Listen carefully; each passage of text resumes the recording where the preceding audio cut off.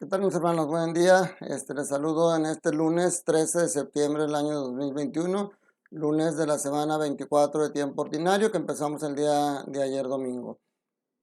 Retomamos la meditación de la primera carta de San Pablo a Timoteo en la primera lectura. Hoy corresponde capítulo 2, versículos del 1 al 8, y en el Evangelio veremos a Lucas, capítulo 7, versículos del 1 al 10.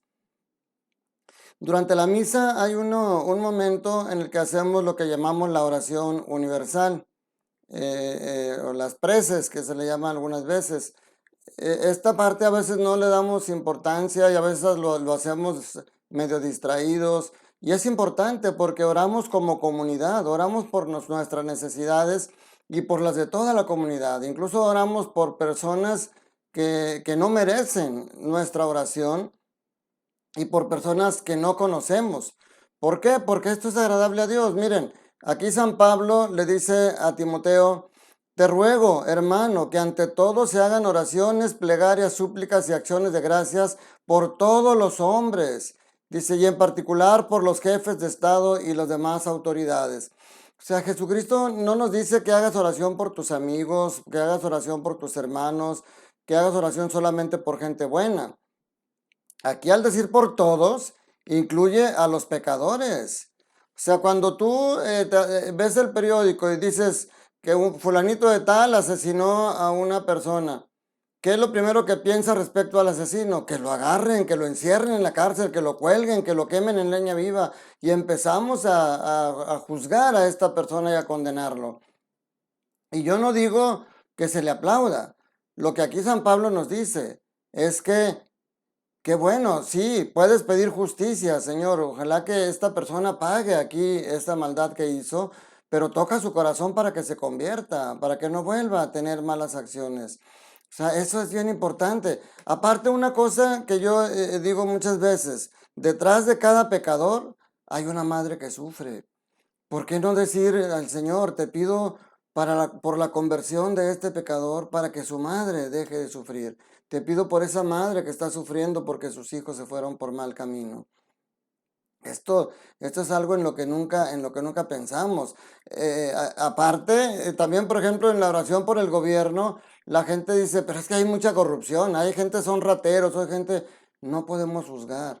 Jesucristo dice, y aquí San Pablo lo recalca, Dios quiere que todos los hombres se salven y lleguen al conocimiento de la verdad.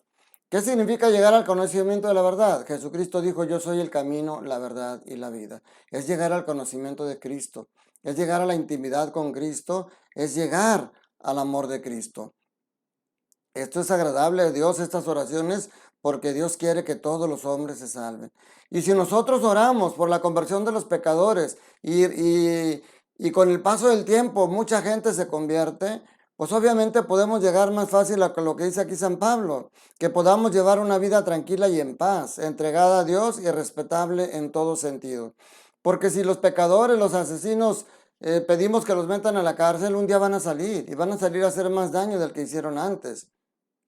Entonces, el primer punto que nos dice aquí esta carta es orar unos por los otros, aún por aquellos que son malos, porque en otro pasaje dice, el Señor hace salir el sol sobre buenos y malos. Un segundo punto que nos dice esta lectura es que hay un solo mediador entre Dios y los hombres. Este es un punto en el que a nosotros los católicos nos critican, a veces los hermanos separados u otras personas.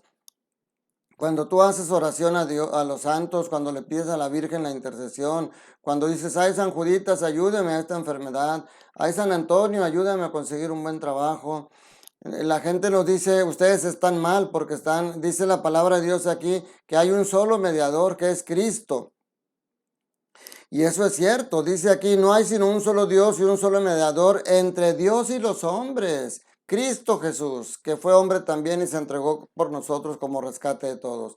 Pero entonces, ¿por qué cuando Jesús llama a sus discípulos y luego los convierte en apóstoles, los envía a hacer lo mismo que él hizo, a predicar, a sanar, las mismas acciones que él hizo?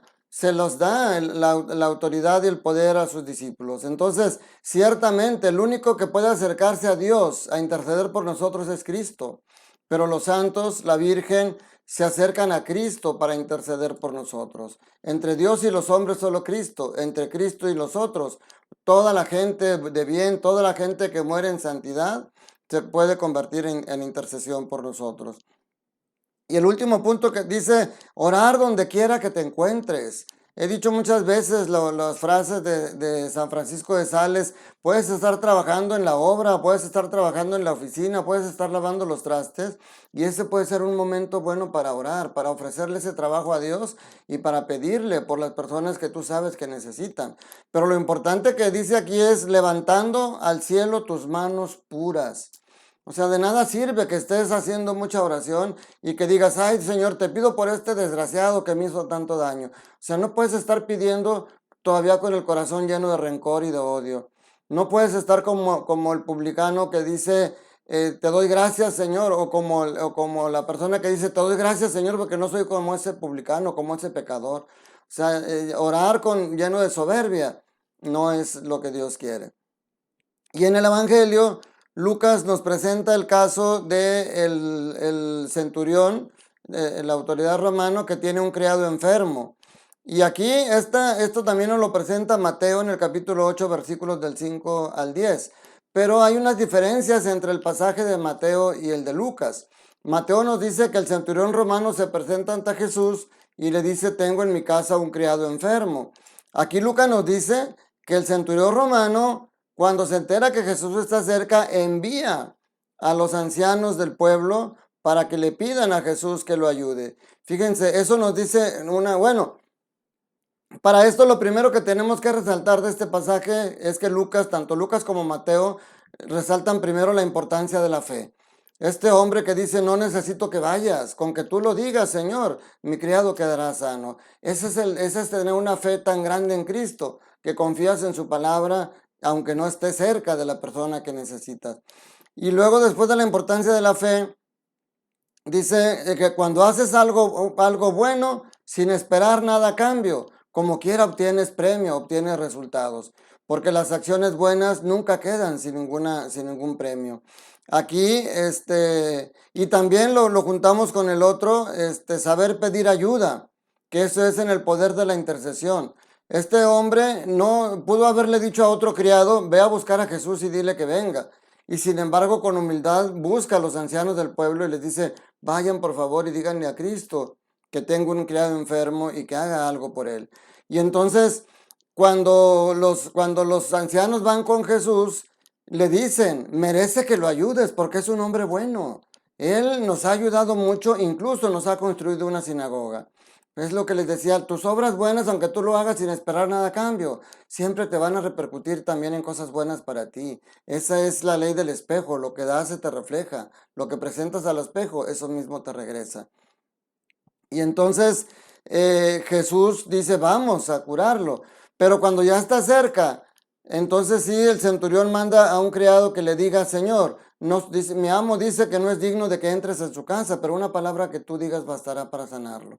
Qué bálsamo de agua fresca ha de haber sentido Jesús al ver esa fe que él mismo alaba. Ni en ningún gente del pueblo de Dios he visto una fe tan grande como la de este hombre.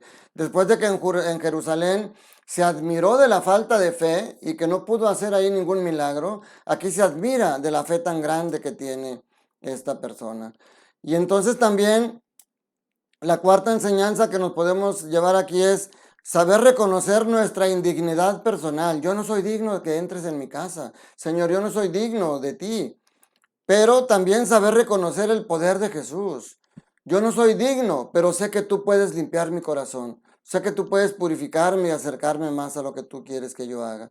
Esta persona era una buena persona que incluso conocía las tradiciones judías, porque aparte de que no quería, no se sentía digno de que Jesús entrara en su casa, sabía que los judíos no podían entrar en casa de los paganos.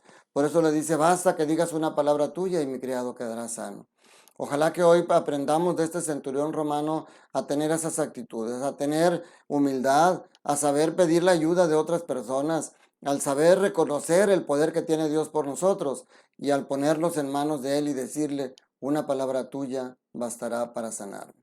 Que la bendición de Dios Todopoderoso, Padre, Hijo y Espíritu Santo, descienda sobre ustedes y sus familias y permanezca para siempre.